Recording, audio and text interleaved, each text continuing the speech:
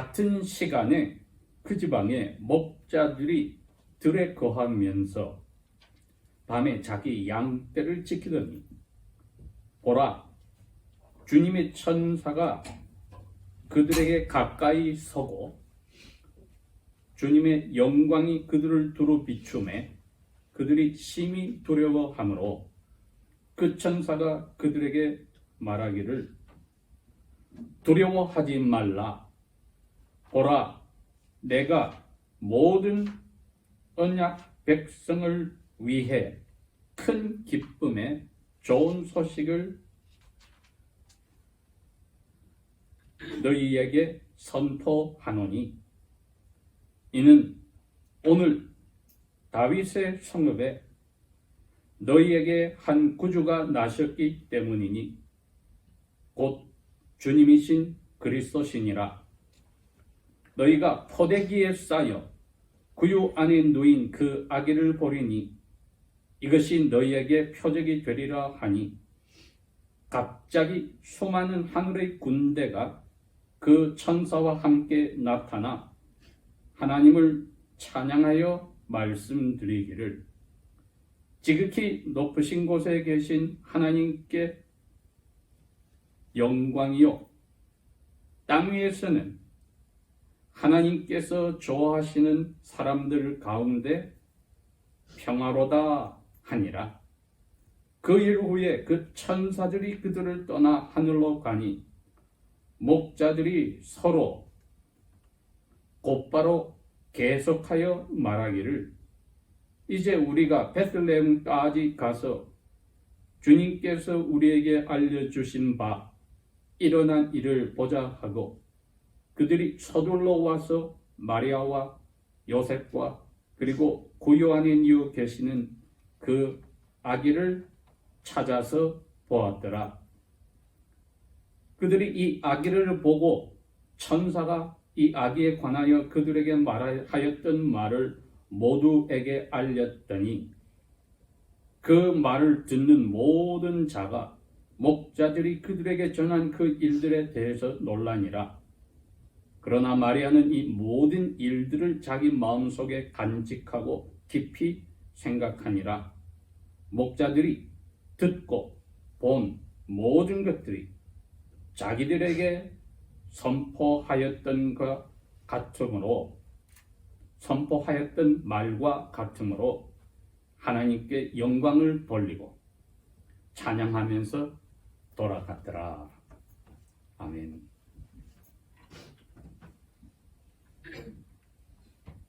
해마다 이날은 전 세계 구교든 개신교든 동방정교든 지금부터 내년 1월 7일까지는 예수 그리스도 하나님 아들이 이 세상에 참 사람으로 오신 것을 기념하는 그러한 행사와 모임들이 있게 됩니다.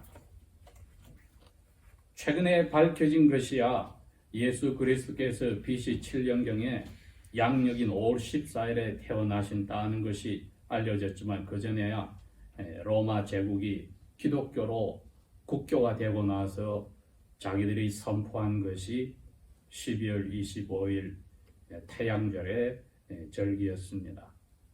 오늘 여기 목자들에게 천사가 두 번에 걸쳐서 나타났다. 한 번은 한 천사가 목자들 곁에 서 있고 두 번째는 그 천사 옆에 갑자기 하늘에 천군 천사 코러스들이 와서 하나님께 찬송을 하였다고 했습니다. 이 모든 것을 눈으로 보고 귀로 들었던 즉 증인들의 자격으로 이 목자는 나중에 마리아와 요셉과 그리고 거기에 있던 그 부부를 받아들였던 집의 식구들과 그 근방에 있는 모든 이웃들에게 전해 주었습니다. 그 결과 저희들이 누가복음 2장의 이 내용을 알게 된 것입니다. 그러니 목자들이 자기들의 아큐페이션 직업이 말씀을 선포하는 그러한 선지자의 역할이 아니었음에도 불구하고 야훼께서는 그 크신 섭리 속에 이 세상 그 누구도 생각하지 않았던 사람들을 뽑아서 가장 기쁜 소식을 전하는 메신저들로 삼았던 것입니다. 이것이야말로 하나님이 죄와 그 비참에 빠졌던 사람들을 구원하시는 놀랄만한 선물을 주시는 방법이기도 합니다. 예수님의 태어나심이 왜 큰 기쁨에 복된 소식인가? 16세기의 개혁자들 중에 먼저 영어로 레틴 말에서 영어로 번역을 하였던 분들 가운데 위클리프는 그렇게 번역을 했습니다. 첫 번 천사가 나타나서 그들에게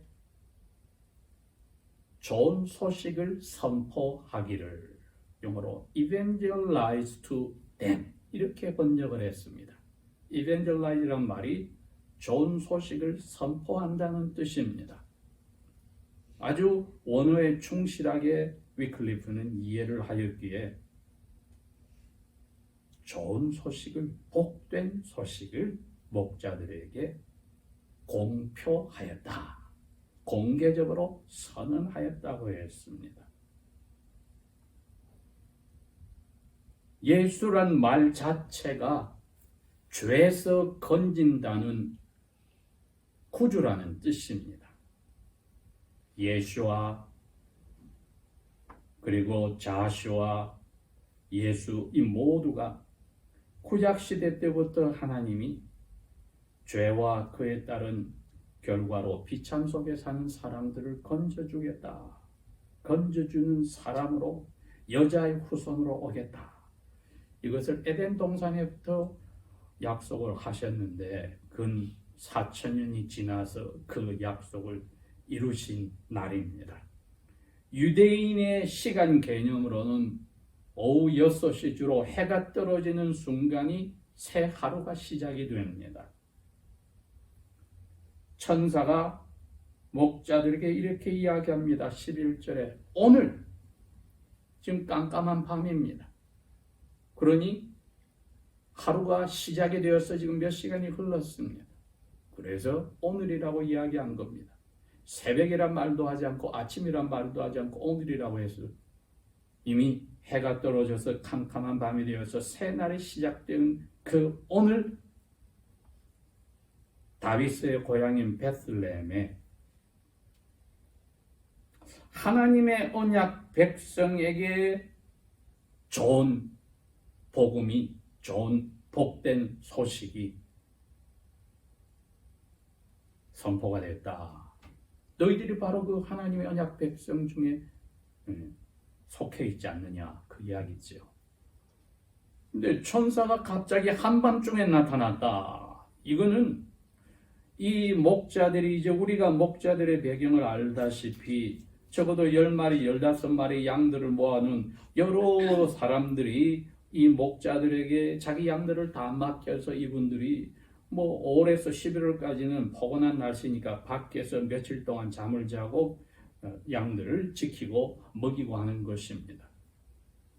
그러니 이 목자들이 밤에 다른 사람이야 잠을 자겠지만은 순번을 정해서 돌아가면서 양을 지키고 있는데 갑자기 천사가 나타났는데 어떻게 나타났습니까?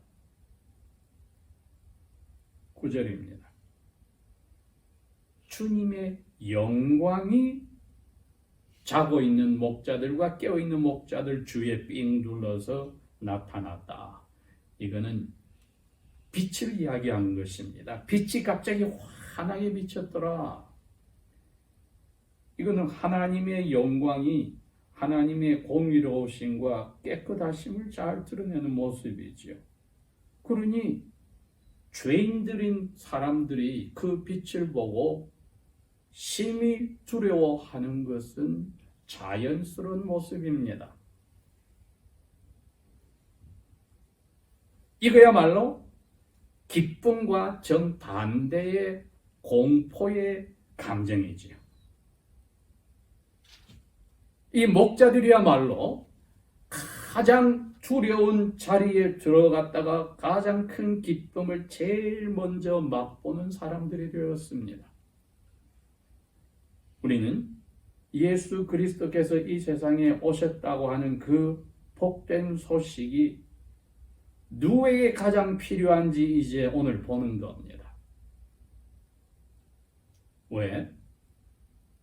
장래에 대한 큰 기대가 없고 많은 사람들에게 존경받을 수도 없고 그렇다고 물질적으로 넉넉한 사람도 아니라 자기 양떼 조금과 다른 사람들의 양들을 다 모아서 지키고 있으며 가끔은 사기꾼이라고 손가락질도 받을 수 있는 그러한 자리에 있는 이 목자들에게 자기들의 그 위치에서 하나님이 나타났을 때 느끼는 공포는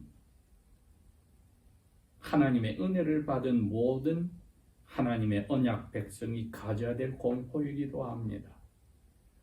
우리가 그 무서움을 가져야만 하나님의 은혜가 은혜답게 이제 사랑으로 나타나는 것입니다.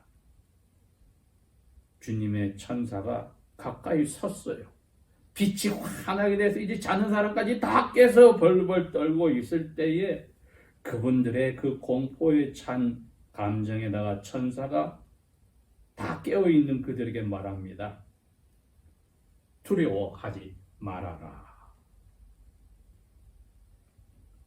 오늘날도 하나님께서 우리에게 그럽니다. 너가 2020년을 1월 1일부터 오늘 2020년 12월 25일까지 사는 동안에 삶 속에서 일어난 모든 일들과 오늘까지 해결하지 못한 일들과 앞날에 대한 모든 것들 네 스스로 담당하려 할 때는 두려움밖에 없어. 그러나 주님의 영광이 너희들에게 임했다면 더 이상 두려워할 필요가 없다. 이건 우리에게도 주시는 말씀입니다. 너희들은 두려워하지 말아라. 너희들의 환경이 그 무엇이라도 과거의 죄 때문에 현재와 미래에 알지 못하는 것 때문에 두려워하는 그 환경에서는 두려움에 대해서 두려워하지 말아라. 똑같이 야훼의 영광으로 그 환경을 감싸서 모든 두려움을 잊어버리게 해주겠다는 겁니다. 그래서 그 목자들에게 이건 복된 소식이었습니다. 두 번째는 이제 내가 너희들에게 이 말을 선포하려고 왔는데 그 말은 모든 하나님의 언약 백성들에게는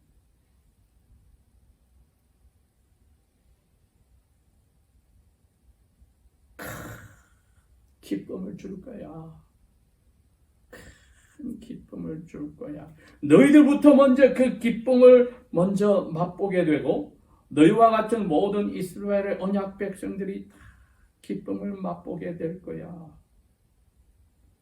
왜? 드디어 죄가 해결나는 야슈와 구주가 나셨기 때문이야. 4,000년을 기다렸습니다. 지금 로마 제국의 압제에서 어려운 것을 넘어가서 자기 내적으로나 외적으로 죄와 거기에 따른 비참에서 해결하지 못하는 그 답답한 것을 뻥 뚫어주는 일이 구주가 드디어 너희들 죄를 대신하려고 약속대로 나타나셨어. 오늘 너희들이 지키고 있는 이 평야에서 조금 떨어진 베들레헴 성 안에 그분이 태어나셨어. 너희들이 기다리던 성령으로 하나님의 기름으로 부음받으신 분 메시아야. 야슈아 메시아. 예수 메시아라고 이야기를 분명히 해 주었습니다.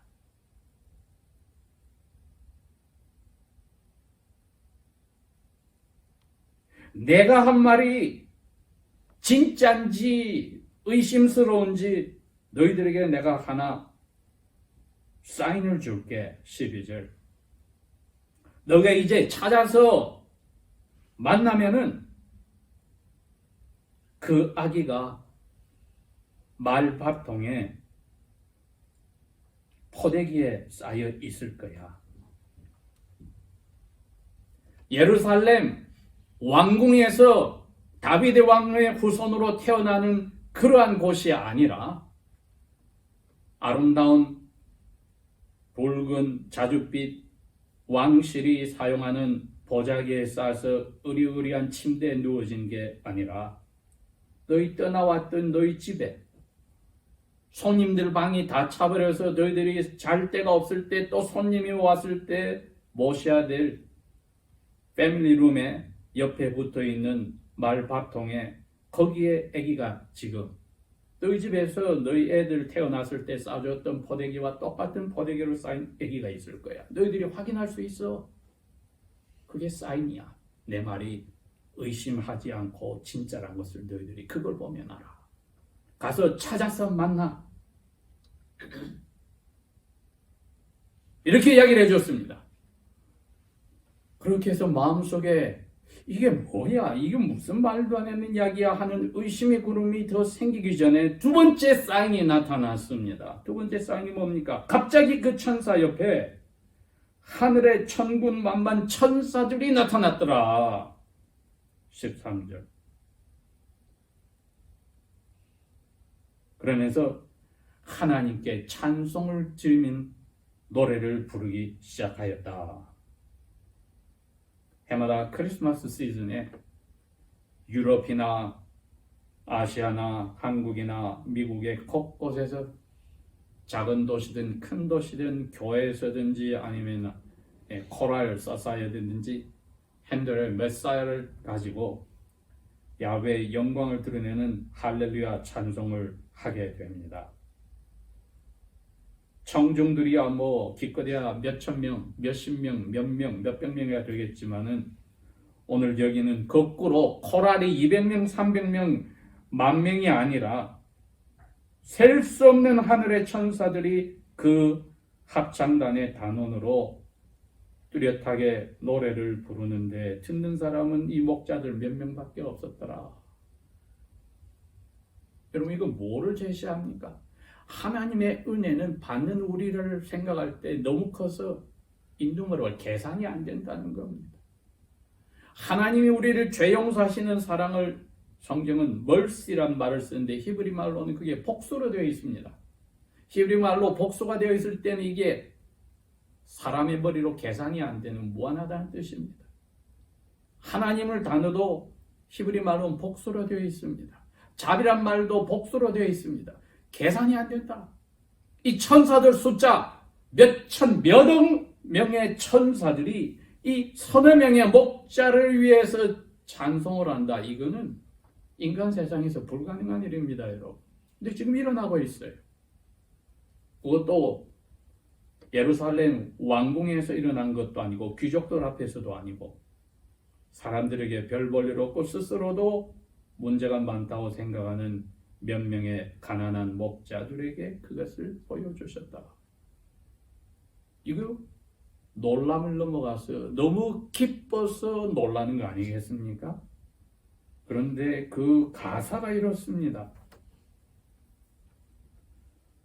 지극히 높으신 곳, 그게 어디입니까? 하나님이 계시는 곳이죠. 유대인들이 이해하는. 거기는 하나님께는 영광이다. 이제는 빛으로 나타난 영광이 아니라 사람을 위해서 하신 아기로 오신 구주 메시아를 주셔서 하나님이 영광을 받으셨다.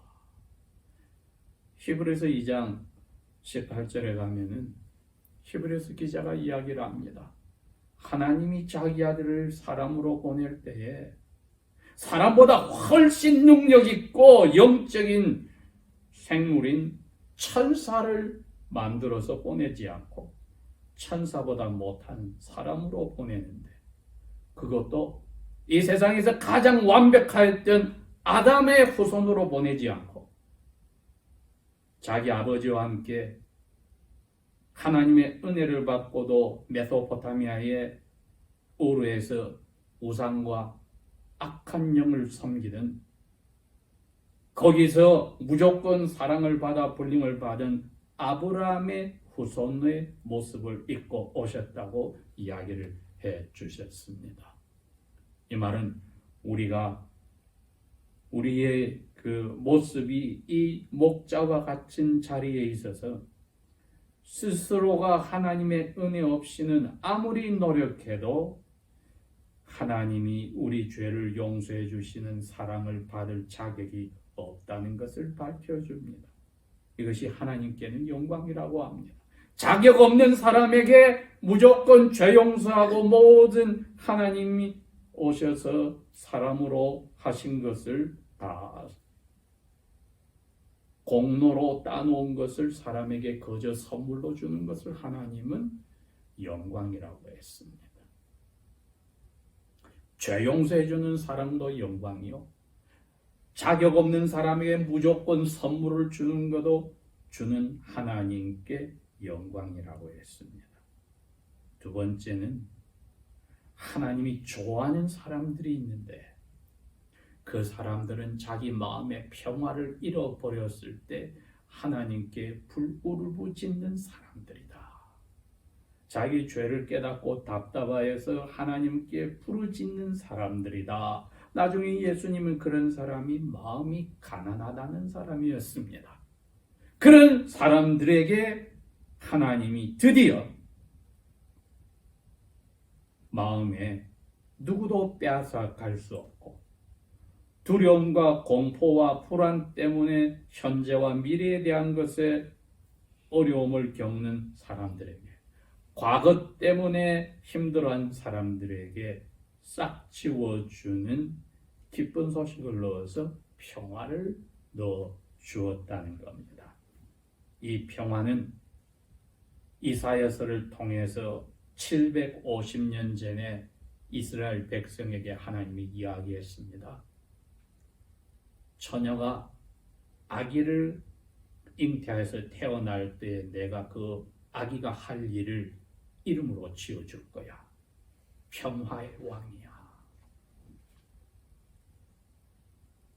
그래서 크리스마스 트리를 우리가 밝힐 때에 어두움에서 두려움과 무서움 속에 있다가 평화의 왕이 하늘의 영광을, 아버지의 영광을 비추는 빛으로 왔기 때문에 마음의 평화가 사로잡는다. 그걸 상징하는 겁니다. 그냥 데코레이션으로 장식이 아니라 우리 마음속에 누구도 빼앗아갈 수 없는 평화를 심어주러 오셨다. 왜? 죄와 극에 따른 모든 것을 해결해 주었으니까. 이것 빠져버리면은 저희들은 마치 해결할 수 없는 암을 수술로 다 치료하고 나서 이제 건강을 회복 중에 있는 사람과 같습니다. 영적으로. 평안을 사로잡았습니다. 암의 완치가 된 사람이 회복하는 것은 절망이 아닙니다. 이제 암의 공포에서 벗어나서 건강해서 최선을 다해서 인생을 기쁘게 사는 것이 남았습니다. 하나님의 자녀들이, 이 목자들이 가진 것이 그것입니다. 죄가 해결이 났다. 구주가 오셔서 우리 조상들에게 말하던 그 죄와 비참이 해결이 났어. 나는 이제 어떤 자리에서 어떤 삶을 살더라도 나는 평화의 왕이 나의 영혼 속에 이제 주인으로 계셔. 이게 복된 소식입니다, 여러분. 그러면은 평화가 사로잡았을 때에 그 영혼에서 첫 번째 나오는 반응이 공포가 사라진 기쁨인 것이요. 그냥 기쁨이 아니라 이 세상의 그 무엇과도 비교가 되지 않는 큰 기쁨이다. 이렇게 해서 목자들은 마음속에 확신이 들었습니다. 이건 진짜다.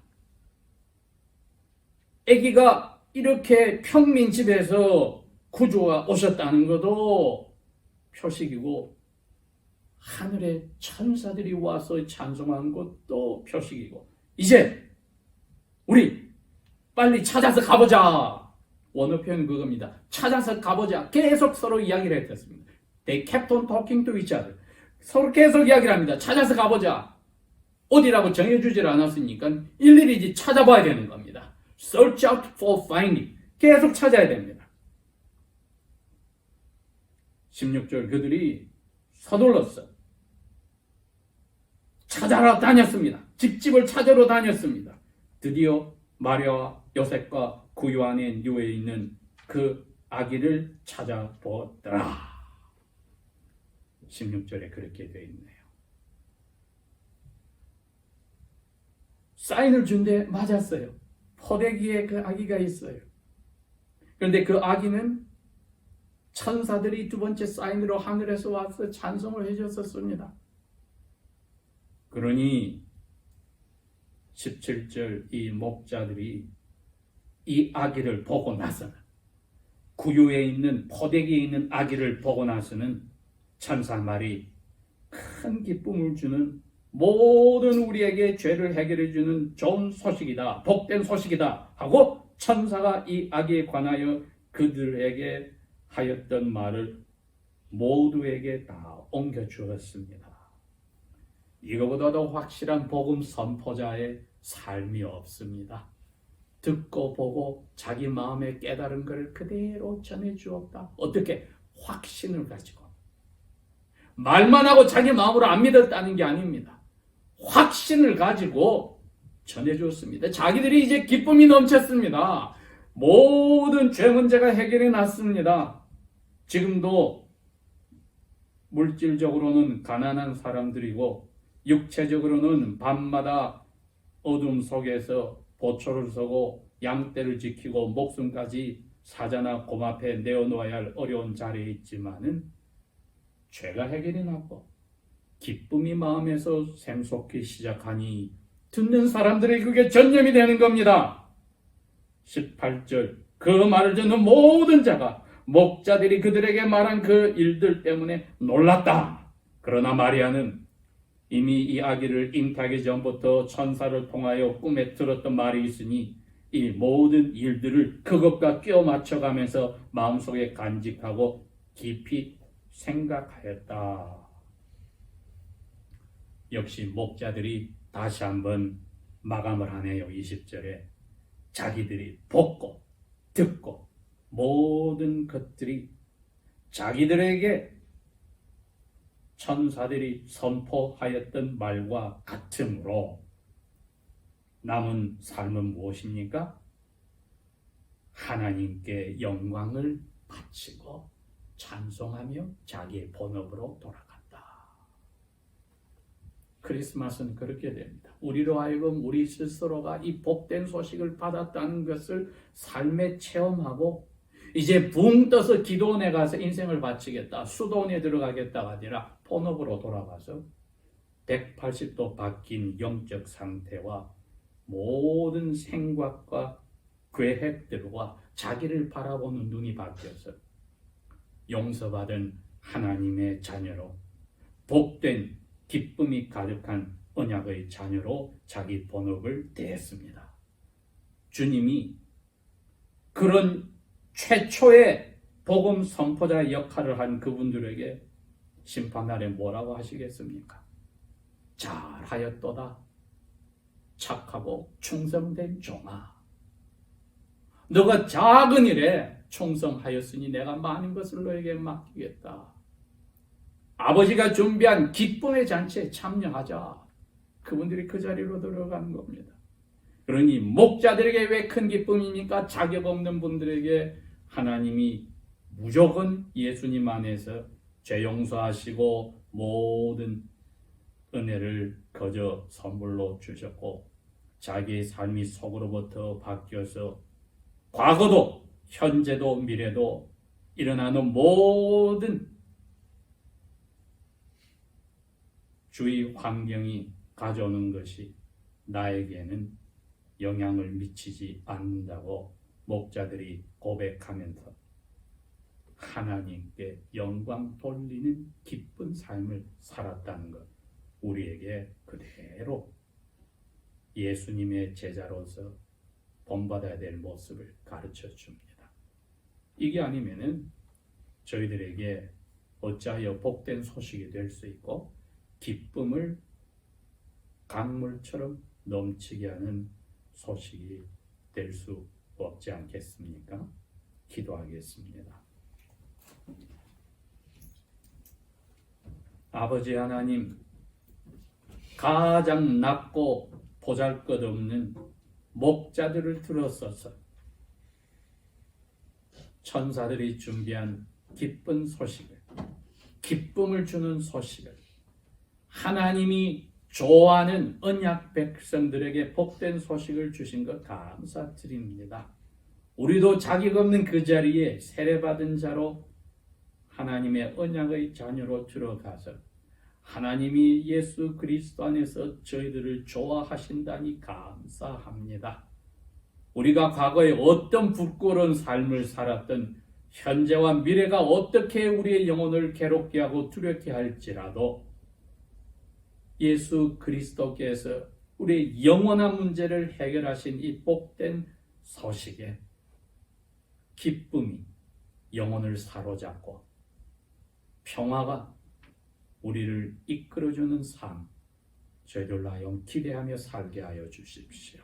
예수님 이름으로 감사 기도합니다. 아멘.